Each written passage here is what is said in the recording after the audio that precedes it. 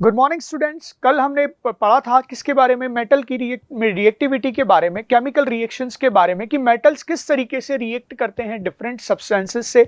उस बेसिस पे आज हम पढ़ने जा रहे हैं reactivity series of metal, means how metal reacts with other substances. Just like we have learned some metals are chemically reactive with other and some metals are less reactive. So on the basis of that we decide a order of reactivity of metals.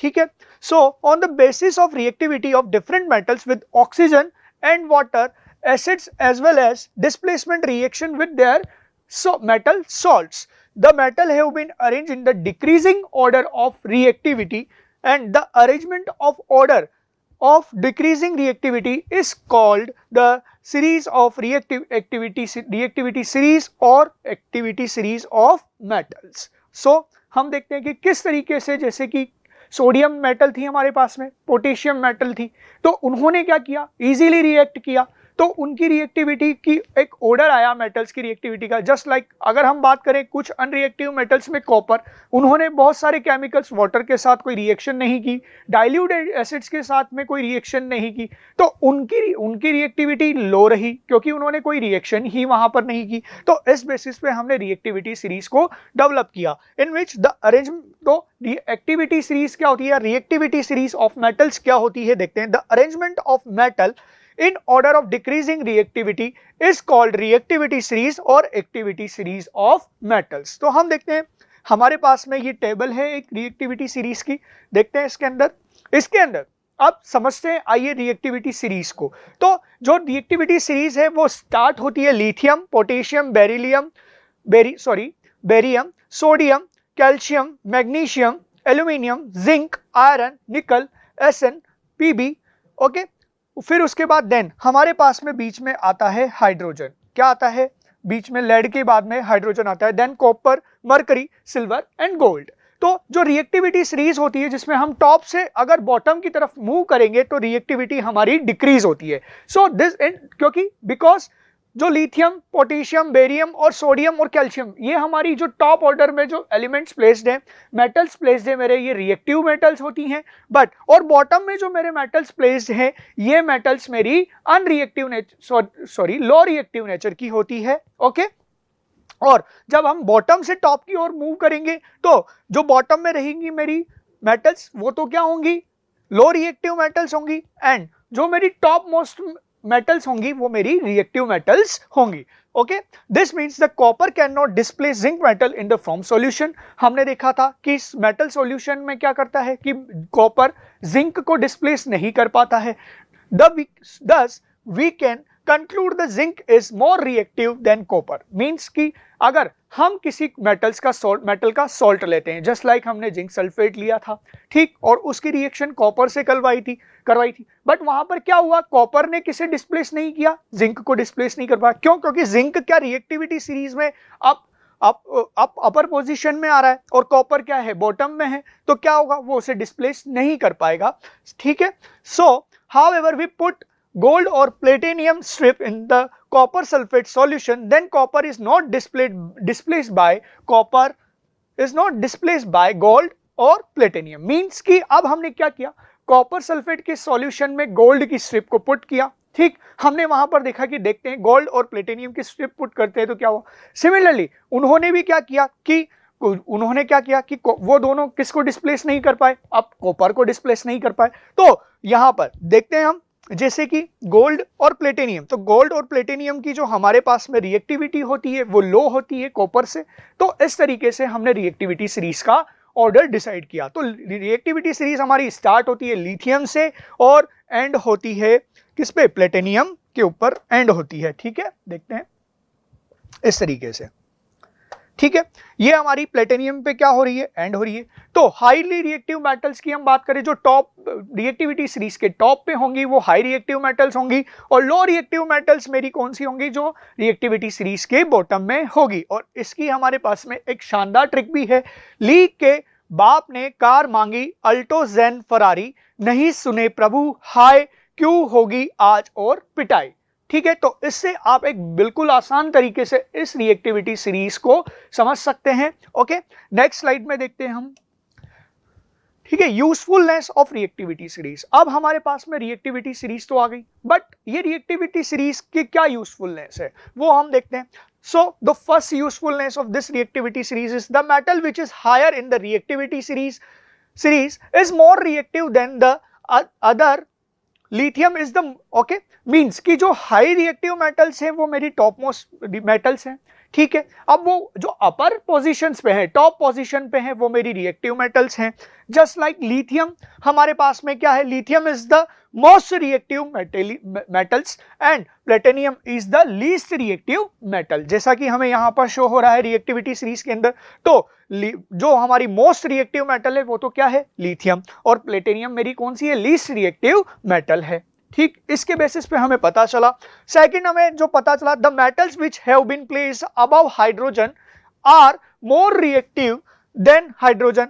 Means metal जो hydrogen के above placed हैं, just like lithium, potassium, barium, sodium, calcium till lead, ये सब high reactive हैं किससे, on the basis of hydrogen से क्या है, रिएक्टिव है, हाई रिएक्टिव है हाइड्रोजन से।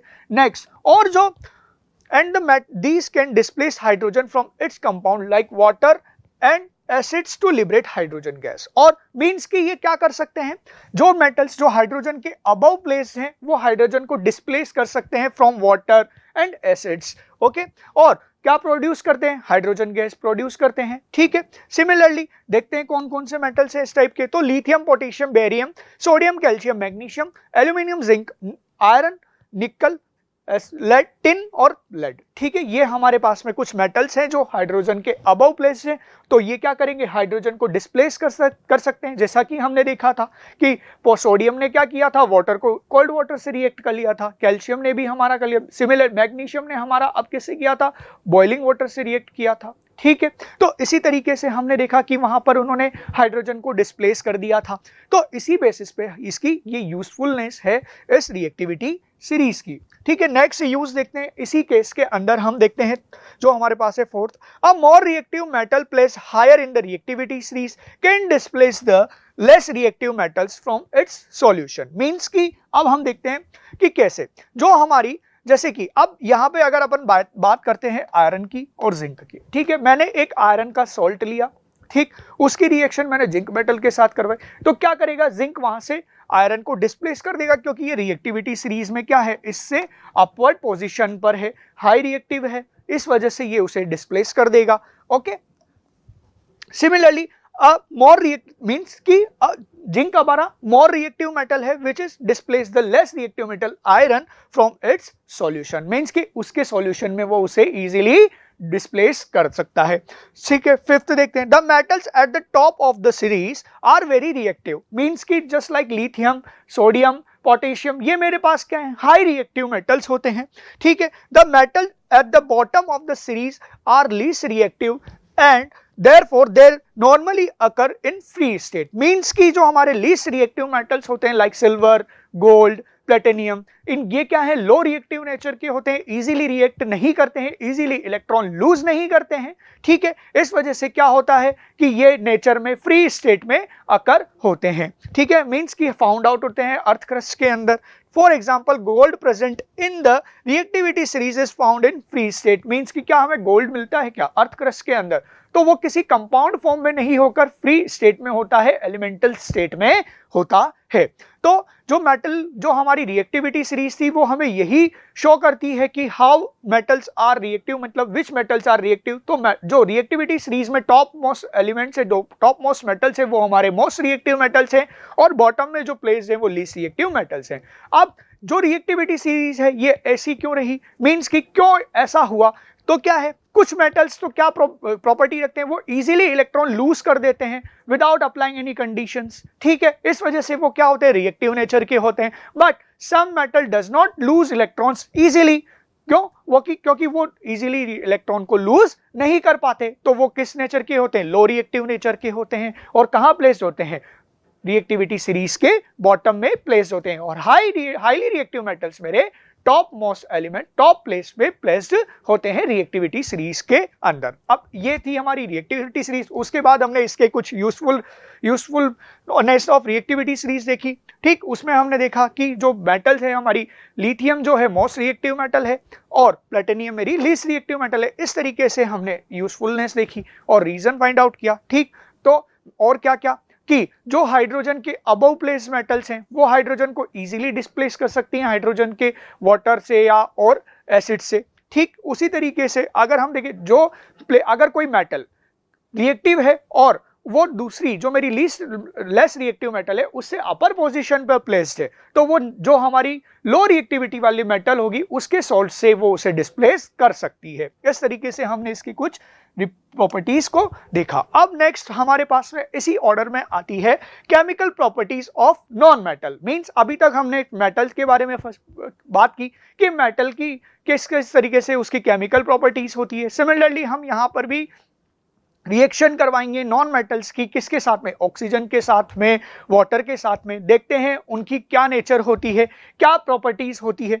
ठीक, सबसे पहले इस ऑर्डर में बात करते हैं हम इसके इलेक्ट्रॉनिक कन्फिगरेशन के अंदर थोड़ा समझने की कोशिश करते हैं। ठीक, तो non metal have usually 4 to 8 electrons in the outermost shell. Means कि जो हमारी नॉन मेटल्स होती हैं वो आउटर मोस्ट शेल में उनके आउटर मोस्ट शेल में 4 to 8 इलेक्ट्रॉन्स यूजुअली होते हैं हमारे पास में। दे मीन्स कि they have the tendency to accept electron to complete their octets. Means कि अब नॉन मेटल्स की क्या प्रॉपर्टी होती है कि नॉन मेटल्स मेरे क्या करते हैं कि इलेक्ट्रॉन नेगेटिव एलिमेंट्स होते हैं, तो ये इलेक्ट्रॉन को अपनी तरफ अट्रैक्ट करने की कोशिश करते हैं और क्या कर बाय एक्सेप्टिंग इलेक्ट्रॉन्स, तो ये अपने ऑक्टेट कंप्लीट कर लेते हैं। ठीक है, they have the tendency to accept electrons. Means वो इलेक्ट्रॉन को इजीली एक्सेप्ट कर लेते हैं हमारे नॉन मेटल्स। ठीक, तो और उनके ऑक्टेट्स को कंप्लीट कर लेते हैं। ऑक्टेट्स मींस कि आउटर मोस्ट शेल के अंदर 8 इलेक्ट्रॉन्स कंप्लीटली फिल कर लेते हैं। ठीक है, bye accepting the electrons they form negatively charged ions, therefore they are electronegative elements। Means मैंने अभी आपको बताया कि जब वो इलेक्ट्रॉन को एक्सेप्ट करते हैं तो वो कौन से नेगेटिवली चार्ज आयंस में चेंज हो जाते हैं। इस वजह से इनको नॉन मेटल्स को हम इलेक्ट्रोनेगेटिव एलिमेंट्स भी बोलते है। उसके बाद अगर हम बात करें नेक्स्ट सीरीज में कि एग्जाम्पल से समझने की कोशिश करते हैं कि किस तरीके से ये हमारे को शो करते हैं। ठीक, तो मेरे पास फर्स्ट एग्जाम्पल है विच इज नाइट्रोजन। ठीक, नाइट्रोजन देखते हैं। अब यहां पर आप देख पा रहे होंगे नाइट्रोजन मेरे पास में है। नाइट्रोजन का इलेक्ट्रॉनिक कॉन्फ़िगरेशन की अगर मैं आपसे बात करूं तो क्या होता है बताइए जरा। ठीक है, नाइट्रोजन का एटॉमिक नंबर 7। ठीक, और तो कैसे फिल करेंगे 2। ओके, बताएं। उसके बाद 5। ठीक, अब इसके ऑक्टेट को कंप्लीट करने के लिए इसको क्या 3 इलेक्ट्रॉन्स एक्सेप्ट करने पड़ेंगे क्या, तभी इसके आउटर मोस्ट शेल में क्या होगा, ऑक्टेट पूरा होगा, 8 इलेक्ट्रॉन्स कंप्लीट होंगे। जरा यहां पर हमें दिख रहा है क्या कि नाइट्रोजन मेरा 3 इलेक्ट्रॉन्स एक्सेप्ट करके N3- के एनायन का फॉर्मेशन कर रहा है। सिमिलरली ऑक्सीजन के पास अब आउटर मोस्ट शेल में कितने इलेक्ट्रॉन होते हैं, 6 इलेक्ट्रॉन्स होते हैं। ठीक, बट ये यहां पर क्या करना चाहेगा, ये हमारा क्या करना चाहेगा, अपना ऑक्टेट कंप्लीट करना चाहेगा बाय एक्सेप्टिंग 2 इलेक्ट्रॉन। ठीक है, और क्या बना लेता है O-2 आयन फॉर्मेशन कर लेता है।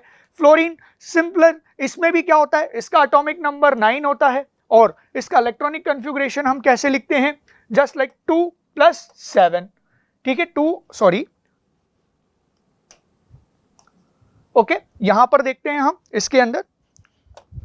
ठीक, इसका होता है 2 और 7। अब इसका ऑक्टेट कंप्लीट करने के लिए 8 इलेक्ट्रॉन्स होने चाहिए, पर हमारे पास में तो फ्लोरीन के क्या है, केवल आउटर मोस्ट शेल में 7 इलेक्ट्रॉन्स है। तो क्या ये एक इलेक्ट्रॉन को क्या कर लेगी, एक्सेप्ट कर लेगी क्या। Similar just like here, fluorine क्या करिए, एक इलेक्ट्रॉन मेरा एक्सेप्ट कर रही है और किस में चेंज हो जा रही है, F- आयन में। तो इसी तरीके से जो मेटल्स नॉन मेटल्स होती हैं हमारी, वो क्या करती हैं, इलेक्ट्रॉन एक्सेप्ट करती हैं टू कंप्लीट देयर ऑक्टेट। ठीक है, यही हमारी मेटल्स की कुछ जनरल इलेक्ट्रॉनिक कॉन्फ़िगरेशन के बेस पे हम कुछ बातें समझ रहे थे। ठीक, इसमें क्या था, नाइट्रोजन ने 3 इलेक्ट्रॉन एक्सेप्ट किए, ऑक्सीजन ने 2 इलेक्ट्रॉन एक्सेप्ट किए, फ्लोरीन ने 1 इलेक्ट्रॉन एक्सेप्ट किया। ठीक, so some of the important properties of non metals are discuss below. Means कि अब हम देखते हैं कि जो नॉन मेटल्स की जो कुछ प्रॉपर्टीज होती हैं वो किस नेचर की होती है, केमिकल प्रॉपर्टीज। तो फर्स्ट हम बात करेंगे reaction of non metal with oxygen. Means कि the non metals react with oxygen to form a acidic और न्यूट्रल ऑक्साइड। अब हमने देखा था कि मेटल्स के जो ऑक्साइड थे वो बेसिक नेचर के थे, ठीक है। अब बट यहां पर नॉन मेटल्स के जो ऑक्साइड फॉर्म होते हैं वो हमारे एसिडिक नेचर के होते हैं और न्यूट्रल नेचर के होते हैं। तो मैं अगर आपसे पूछे कोई कि मेटल के जो ऑक्साइड होते हैं वो किस नेचर के होंगे, तो वो एसिडिक नेचर के होते हैं, ठीक। बट नॉन मेटल्स के ऑक्साइड मेरे एसिडिक प्लस न्यूट्रल नेचर के होते हैं। These oxides are covalent in nature. Means कि जो ऑक्साइड्स बनते हैं मेटल्स के वो कोवलेंट बॉन्ड की फॉर्मेशन करते हैं, ठीक है, बाय शेयरिंग ऑफ इलेक्ट्रॉन्स। तो उनमें क्या होती है, शेयरिंग ऑफ इलेक्ट्रॉन होती, इलेक्ट्रॉन की शेयरिंग करते हैं। इस वजह से जो इलेक्ट्रॉन की शेयरिंग से जो बॉन्ड बनता है वो मेरा कोवलेंट बॉन्ड का फॉर्मेशन करते हैं, ठीक है। The acidic oxides dissolves in water and give acids. Means कि जब हम इन मेटल्स के जो ऑक्साइड्स हैं नॉन मेटल्स के जो ऑक्साइड्स हैं इनको जैसे ही हम वाटर के अंदर डिसॉल्व करते हैं तो ये हमें एसिड का सॉल्यूशन प्रोवाइड करते हैं, एसिड्स प्रोवाइड करते हैं। देखते हैं आगे इसके अंदर एग्जांपल से समझने की कोशिश करते हैं, ठीक। तो एसिडिक ऑक्साइड का फॉर्मेशन कैसे होता है। The oxides of carbon, sulphur, phosphorus are acidic, therefore they turn blue litmus into red. अब हमारी एसिड्स की क्या प्रॉपर्टी होती है कि वो ब्लू लिटमस पेपर को किसके अंदर टर्न कर देते हैं, रेड के अंदर चेंज कर देते हैं, ठीक है। फर्स्ट देखते हैं एग्जांपल हमारे पास में carbon reacts with oxygen of air to form carbon dioxide. Means कि जब कार्बन की रिएक्शन हम करवाएंगे ऑक्सीजन के साथ में तो वो कार्बन डाइऑक्साइड का फॉर्मेशन करेगा। अब जो CO2 फॉर्म हुई तो CO2 जो कार्बन का ऑक्साइड है, यहां पर देख रहे हैं कार्बन डाइऑक्साइड, मींस कि ये कार्बन का एक ऑक्साइड है, नॉन मेटल का ऑक्साइड है। अब इसकी रिएक्शन हम जब वाटर के साथ कराएंगे तो ये एक हमें एसिड प्रोवाइड कराएगा, एसिड का फॉर्मेशन करेगा। देखते हैं कि कौन सा एसिड फॉर्म करता है, ठीक है। तो CO2 reacts with water and form carbonic acid which is H2CO3। तो क्या किया इसने, कार्बोनिक एसिड का फॉर्मेशन किया, किसने, CO2 ने रिएक्ट करके वाटर के साथ में, ठीक। जस्ट लाइक सल्फर जब ऑक्सीजन से रिएक्ट करता है तो सल्फर डाइऑक्साइड का फॉर्मेशन करता है और इस सल्फर डाइऑक्साइड की नेचर होती है कि ये वाटर के साथ में रिएक्ट करके सल्फरस एसिड बनाता है। Just like showing here in this example हमें दिख रहा है कि SO2 मेरा किससे रिएक्ट कर रहा है, वाटर से, और कौन सा एसिड दे रहा है, H2SO3 एसिड, मींस कि सल्फरस एसिड प्रोवाइड कर रहा है। इस तरीके से कि मेटल्स के भी हमारे पास में क्या कुछ नेचर थी बेसिक, बट यहां पर नॉन मेटल्स के ऑक्साइड की क्या नेचर शो रही है कि ये एसिड का फॉर्मेशन कर रहे हैं, ठीक है। जो नॉन मेटल्स के जो ऑक्साइड्स होते हैं वो एसिडिक नेचर के होते हैं कुछ तो यहां पर जो अभी तक हमारे पास में फॉर्म हो रहे थे ये किस तरीके के ऑक्साइड्स है, acidic oxides of non metals हैं, ठीक है, जो क्या करते हैं, वाटर से रिएक्ट करते हैं और किसका फॉर्मेशन करते हैं, एसिड का फॉर्मेशन करते हैं। Sulphur forms an oxide which is sulphur dioxide and then sulfur trioxide which dissolves in water to give sulfuric acid। Means कि अब अगर हम सल्फर की रिएक्शन, अगर क्या हुआ, सल्फर ने ऑक्सीजन के साथ रिएक्शन की और उसने क्या किया कि सल्फर ट्राइऑक्साइड बनाया, ठीक। और सल्फर ट्राइऑक्साइड बनाया तो वो जब सल्फर ट्राइऑक्साइड की रिएक्शन हम वाटर से करेंगे तो वो क्या बनाएगी बेटा, वो सल्फ्यूरिक एसिड का फॉर्मेशन करेगी, ठीक है। नेक्स्ट इसी ऑर्डर में देखते हैं कि फास्फोरस किस तरीके से रिएक्ट करता है मेरा, ठीक। When phosphorus is burned in the air it reacts with oxygen of air to form a phosphorus pentoxide means P2O5। देखते हैं कि जैसे ही P4 को हमने ऑक्सीजन की प्रेजेंस में क्या किया, बर्न किया, तो जैसे ही बर्न करेंगे, बर्न करने पर हमारे पास फास्फोरस पेंटॉक्साइड का फॉर्मेशन होता है। और फास्फोरस पेंटॉक्साइड की क्या नेचर होती है कि ये कौन सी नेचर का होता है, एसिडिक नेचर का होता है। अब जैसे ही ये रिएक्ट करेगा किसके साथ में, वाटर के साथ में, और किसका फॉर्मेशन करेगा, फास्फोरिक एसिड का फॉर्मेशन कर लेता है, ठीक। अब नेक्स्ट अगर इसी सीरीज में अगर हम आगे चल के बात करें किसके बारे में, phosphorus also forms oxide phosphorus trioxide, ठीक है। अभी तो हमारे पास फास्फोरस ने क्या फॉर्म किया था, पेंटॉक्साइड। अब फास्फोरस ने ट्राइऑक्साइड का फॉर्मेशन किया तो दो टाइप के ऑक्साइड फॉर्म करता है, एक तो पेंटॉक्साइड एंड ट्राइऑक्साइड, ठीक है, which dissolves in water to give phosphorus acid. ठीक है, पहले कौन सा एसिड दिया, फॉस्फोरिक एसिड प्रोवाइड किया, इसने पेंटॉक्साइड से रिएक्शन करवाई जब हमने वाटर की। ठीक, बट अब P2O3 की जब हम रिएक्शन करवाते हैं, फॉस्फोरस ट्राइऑक्साइड की रिएक्शन हम किससे करवा रहे हैं, वाटर से करवा रहे हैं, तो ये हमें क्या देता है बताइए जरा, फॉस्फोरस एसिड देता है, फॉस्फोरस एसिड प्रोवाइड करता है। ठीक है, और इसकी नेचर क्या होती है मुझे बताओ, फॉस्फोरस ट्राइऑक्साइड की नेचर भी किस नेचर का होता है, एसिडिक नेचर का होता है। नेक्स्ट स्लाइड में बात करते हैं हम। ठीक, the acidic oxides of non metal are neutralise bases to form salt plus water. ठीक, क्या जो आपने एसिड बेस की जो न्यूट्रलाइजेशन रिएक्शन होती है वही यहां पर हम बात करने जा रहे हैं कि मतलब कि क्या करते हैं कि जब नॉन मेटल्स के जो ऑक्साइड्स होते हैं, जो नॉन मेटल्स के एसिड्स फॉर्म होते हैं वो रिएक्ट करते हैं किसके साथ में, मेटल्स बेस के साथ में, और क्या फॉर्म करते हैं, वो उन्हें न्यूट्रलाइज कर देते हैं और हमारे पास किस चीज का फॉर्मेशन होता है, सॉल्ट प्लस वाटर का फॉर्मेशन होता है। तो देखते हैं यहां पर। ठीक है, हमने सल्फर डाइऑक्साइड की रिएक्शन किससे करवाई बेटा, NaOH से करवाई, तो हमारे पास में जो फॉर्मेशन हुआ, सॉल्ट का फॉर्मेशन हुआ। ठीक है, ये सॉल्ट फॉर्मेशन हुआ प्लस वाटर, कैसे कि यहां से क्या हुआ कि हमारे पास में हाइड्रोजन और क्या एक वाटर का मॉलिक्यूल निकल गया। ठीक है, तो यहां पर हमारे पास जो बनता है सोडियम सल्फाइड सॉल्ट का फॉर्मेशन होता है। ठीक है, तो यहां पर भी क्या, the oxides of non metals neutralise bases to form salt and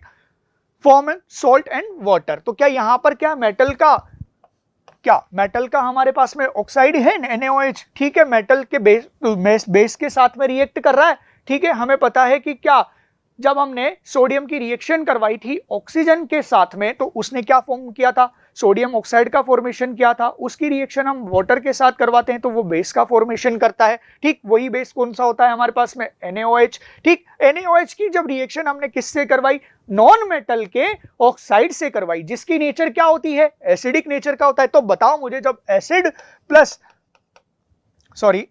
just 1 minute.